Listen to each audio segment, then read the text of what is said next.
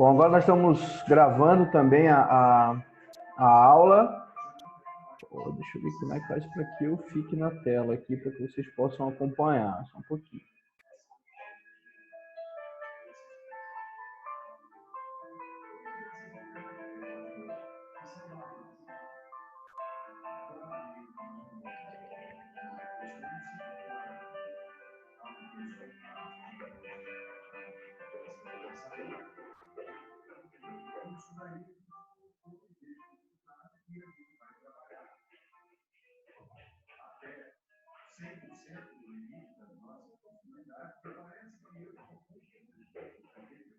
Deixa eu ver se a gente já está gravando aqui. Bom, já está gravando a aula.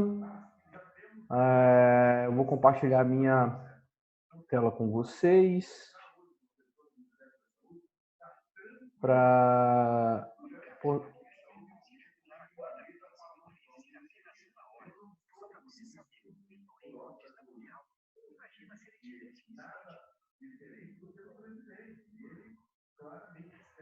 Não sei por que não estou ficando na tela. Só um momento. Vamos resolver isso aqui para eu poder passar a explicação com vocês, participantes.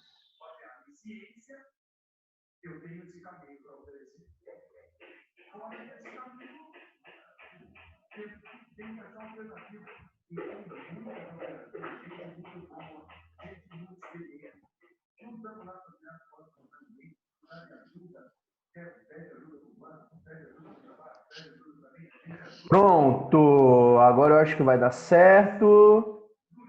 Vou ampliar aqui, aumentar um pouquinho. Galera, que se der algum problema, eu peço que alguém aí habilite o microfone e me avise, ou quem quiser fazer perguntas, não tem problema também desabilitar o microfone e entrar aí no meio para a gente poder conversar, tá bom? Então, vamos dar início ao nosso conteúdo.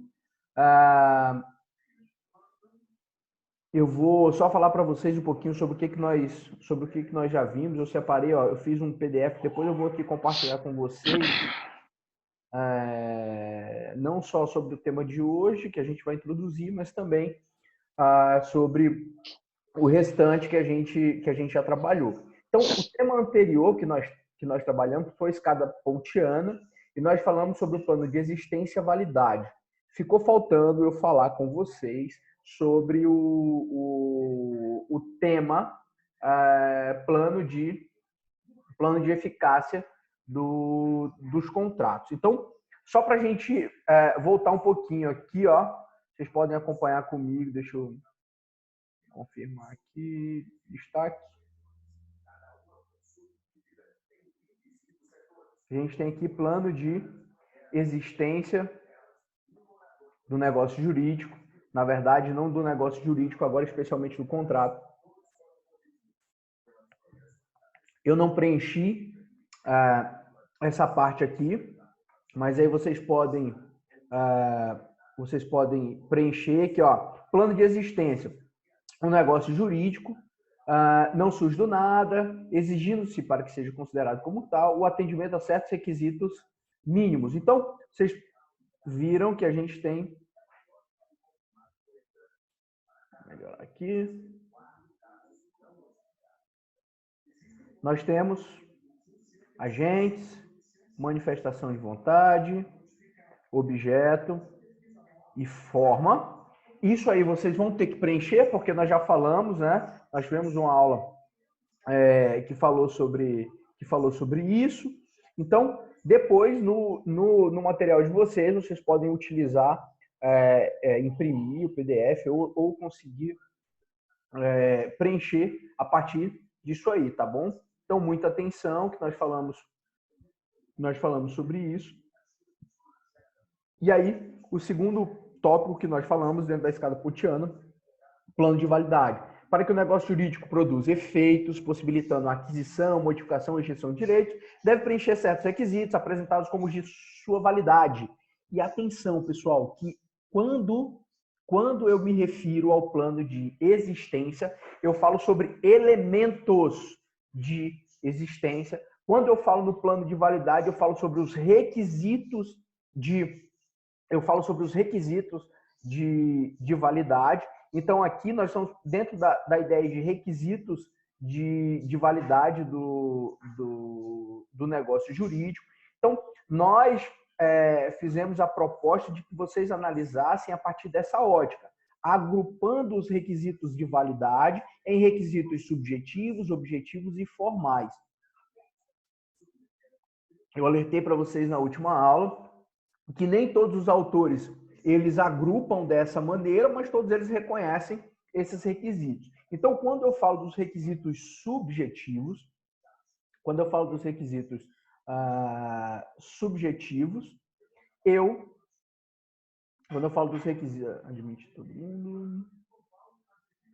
Quando eu falo dos requisitos subjetivos, eu estou falando dos requisitos que são ligados, atinentes ao sujeito.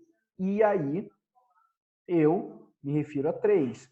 Primeiro deles, manifestação de 2 ou mais vontades e capacidade genérica dos contraentes. Então, aqui nós estamos falando de requisitos que são de todos os negócios jurídicos, não só dos requisitos aplicáveis aos contratos, mas esses requisitos também são aplicáveis ao contrato. Só que nos contratos, além desse, eu tenho a aptidão específica para contratar. E eu falei para vocês sobre isso, né? O que é essa aptidão específica, e nós debatemos. E eu lembrei para vocês, e o caso que a gente cita, que é o mais emblemático,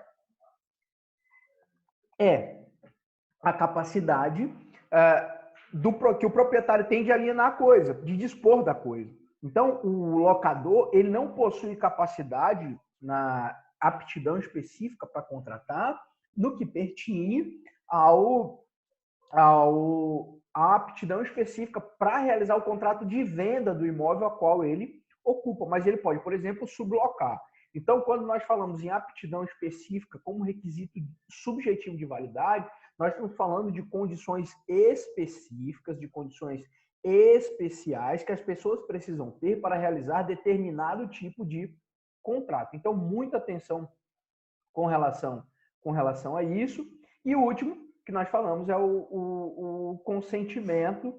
E hoje, na verdade, a partir da próxima aula, hoje nós vamos falar só sobre uma fase da formação dos contratos, mas o consentimento é muito importante. Quando nós falamos de requisitos objetivos para a validade dos contratos, nós fazemos um link direto com o artigo 104, inciso 2 do Código Civil, né? E aí o artigo 104, inciso 2 fala que o objeto tem que ser lícito, possível, determinado ou determinável. E aí, quando nós falamos em licitude do objeto, é a questão dele não ofender lei, princípios, de não ter, partindo do objeto, uma ofensa ao nosso sistema legal como um todo. Lembrem que aqui eu compartilhei com vocês, salvo engano, a situação da prostituição. Eu encaminhei um julgado do STJ que aborda sobre a prostituição, que era a questão da prática do crime de furto ou exercício arbitrário das próprias razões, para poder definir qual crime teria sido praticado pela pessoa que estava se prostituindo. O STJ enfrentou a questão, respondendo, na verdade, por meio da decisão, se a prostituição ela era lícita ou não, tá bom, pessoal? Então, importante que a licitude do objeto ela se refere à ofensa de alguma maneira ao nosso sistema jurídico, não só lei, porque a gente às vezes escuta que as pessoas falam: objeto lícito é aquele que não ofende a lei. Não só a lei, princípios e por aí vai, tá? A possibilidade física ou jurídica do objeto. Não sei se aqui fica bonitinho. Olha só aqui, possibilidade física ou jurídica do objeto. Né? Atenção, porque é requisito de validade que ele também seja possível física e juridicamente. Um exemplo para cá, se vocês quiserem já anotar. Eu vou ver aqui, será que vai sair em vermelho? Herança de pessoa viva.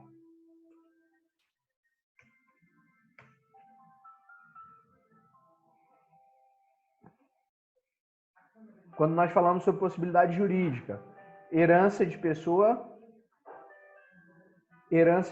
viva.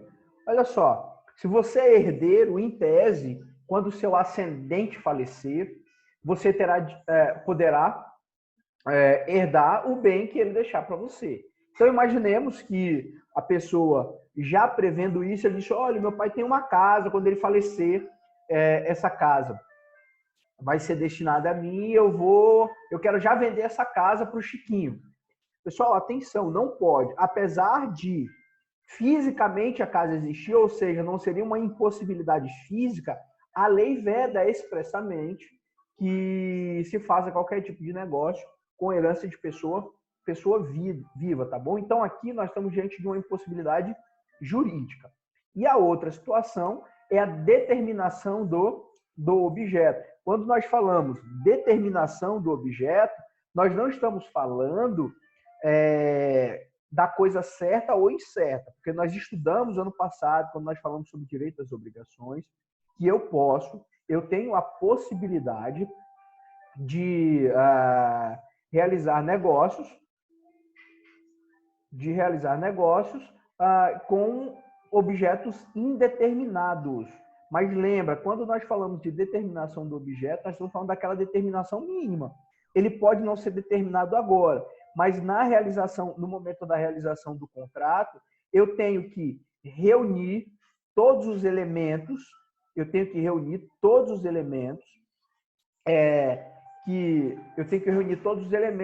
para que em algum momento seja determinado o objeto, tá bom? Então, para cá vale a mesma coisa que nós vimos, que nós debatemos com relação a objeto ou coisa incerta, tá bom? E o último, deixa eu botar aqui, mouse. O último grupo. Oh, caramba.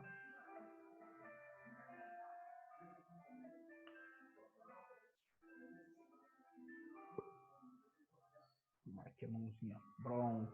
E o último grupo que nós estamos falando, deixa eu usar aqui para a gente poder deixar cá e vocês poderem olhar, que nós estamos falando, são os requisitos formais.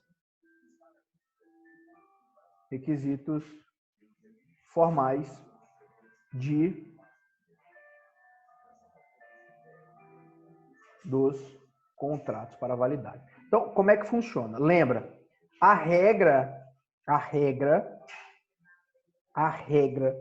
é que a forma é livre, pessoal. Artigo 107. A validade da declaração de vontade não dependerá de forma especial, senão quando a lei expressamente a exigir. Então, eu posso fazer uma divisão bem aqui, ó. Deixa eu dividir com outra cor. Dividir de amarelo. Eu posso fazer uma divisão bem aqui, ó. A validade da declaração de vontade não dependerá de forma especial. Nós vamos ver no próximo tema, que é formação de contratos, que o contrato ele se forma com a declaração da vontade. Então, se a lei fala que eu não exijo, eu leio, né? Se a lei diz assim, ó, eu leio, não exijo qualquer forma especial na manifestação da vontade. Ela está dizendo que para o contrato não há qualquer obrigatoriedade de uma forma específica. Então, em razão das pessoas desconhecerem isso, muitas vezes a gente nós escutamos as pessoas falando o seguinte, eu fui lá no não sei aonde, mas eu comprei a caneta, eu comprei o copo, eu comprei o celular, mas eu não tenho contrato. A pessoa, ou as pessoas, quando falam isso, elas estão na verdade, dizendo que não celebraram o contrato por meio de... que elas não celebraram o contrato por meio de um contrato escrito. Mas isso não significa que elas não têm contrato. Não é assim que funciona. Por quê? Porque o contrato já existiu. Uma vendeu e a outra comprou. Então, nós que estudamos, nós que temos contato com a técnica, nós temos que passar a utilizar os termos corretos. Eu sempre bato muito nessa tecla com vocês. Utilizar os termos corretos. Então, não é que a pessoa não tem contrato. É óbvio que ela tem contrato, porque a forma é livre. Então, se ela foi lá e pediu, e comprou, e vendeu, não importa se há ou não, se existe ou não um contrato escrito. Não importa. Não importa isso, né? O contrato escrito, nós vamos ver. Nós veremos mais à frente que é uma possibilidade. É uma possibilidade. Mas a forma é livre. Então, oral, verbal, escrito, gestual, simbólico, eu não sei. A forma é livre. As pessoas decidem como querem fazer. Excepcionalmente, tá de verde aqui, ó. Excepcionalmente, a lei pode exigir, atenção pessoal, excepcionalmente, a lei pode exigir uma forma. Ok? Então, regra, forma livre. Então, quando eu estou diante da observação dos requisitos de validade de ordem formal, a primeira pergunta que eu tenho que fazer, esse contrato, ele exige uma forma específica, sim ou não? Abram o Código Civil de vocês no artigo 108. Vamos lá, olha aqui, ó. Artigo 108. Eu mudei de tela aqui, tá, pessoal? Vamos subir aqui para o 108, ó.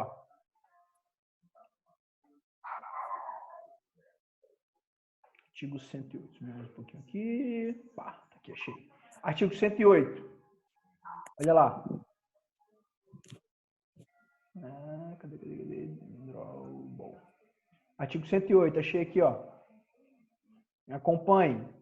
Não dispondo a lei em contrário, a escritura pública é essencial à validade dos negócios jurídicos que visem a constituição, transferência, modificação ou renúncia de direitos reais sobre imóveis de valor superior a 30 vezes o salário mínimo vigente no país. O que a lei está dizendo para a gente? Olha só, eu estou linkando aqui com o requisito formal. Há uma ligação, pessoal, ó. 108, requisito formal. Tanto é que o artigo diz assim, ó, essencial a validade do negócio jurídico. Então, ele não está falando que é essencial a existência, que ele é essencial a eficácia, ele está falando que é essencial a validade do negócio jurídico. Então, nós estamos dentro do plano de validade do negócio jurídico. Eu fiz até um desenhozinho para vocês, eu vou botar aí mais abaixo, mandei no grupo mais cedo para que a gente possa finalizar esse tema e ilustrar. Então, meus amigos, atenção, que a formalidade, regra geral, não tem forma. Segundo, se a lei exigir alguma forma, ela deve ser seguida. Caso eu não siga o que a lei exige, eu vou dizer que o contrato que o contrato celebrado ele é inválido em razão da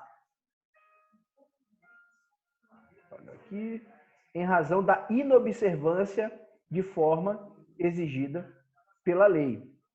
Ok? Então, regra geral, forma livre. Segundo, forma especial. Quais podem ser a forma especial? Alguma solenidade, a adoção de registro público, como é o caso do 108. A lei é que vai dizer qual é a forma. E eu tenho ainda uma terceira possibilidade, que é a forma contratual. Amigos, as partes, quando celebram um negócio, elas podem acordar a uma forma. O que eu posso fazer? Olha, eu vou te vender o meu telefone, mas esse contrato só terá validade quando nós assinarmos o contrato escrito. Atenção, A lei não exige, a lei não faz qualquer exigência de uma forma específica para compra e venda de telefone celular. Ponto. Então, as partes podem fazer isso pela forma verbal. Mas eu e o comprador do meu telefone, nós concordamos, nós chegamos ao consenso de que a forma adotada para o nosso negócio seria escrito.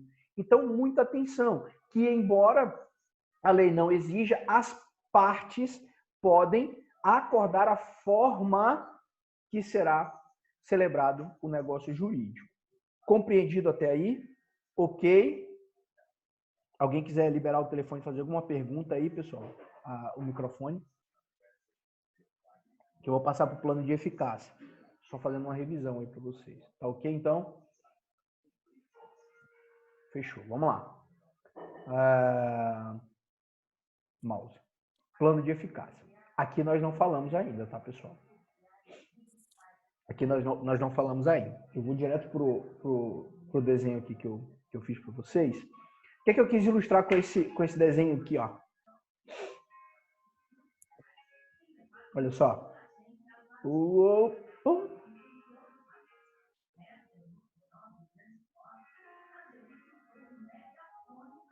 Pula de novo.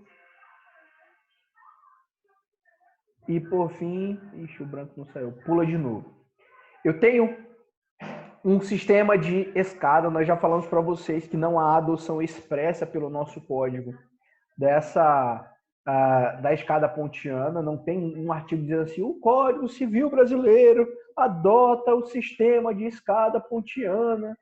Não tem. Nós não temos uma admissão expressa pelo nosso código, mas a estrutura dele leva a crer que nós temos que passar por isso. Então, passada a fase da existência e a fase da validade que nós vimos, eu tenho um terceiro degrau, que é o da eficácia. O que acontece? Um contrato existe, um contrato é válido. Contudo, algumas situações podem impedir que eles produzam efeitos no mundo jurídico em razão de um termo, uma condição ou um encargo. Tá bom? É isso. Deixa eu voltar para o mouse aqui.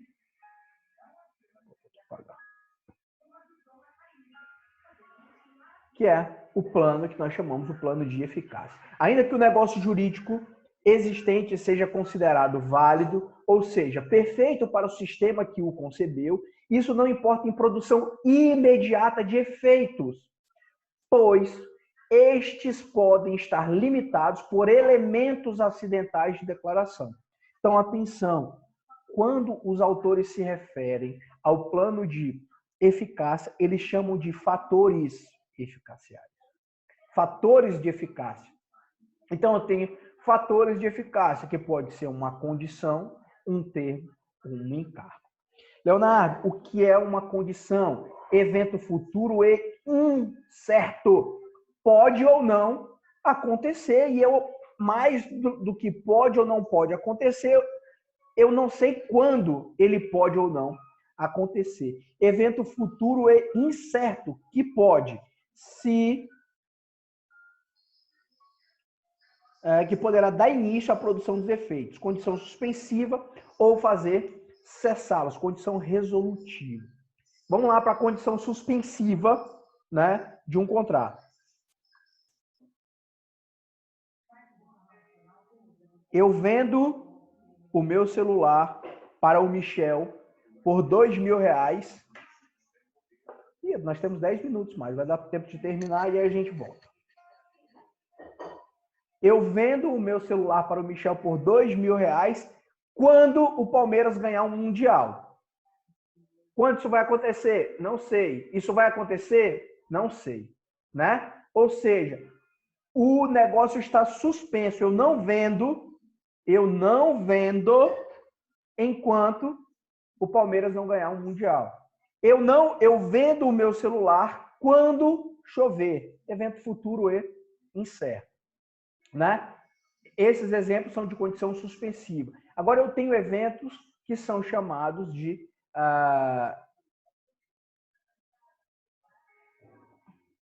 de condição resolutiva.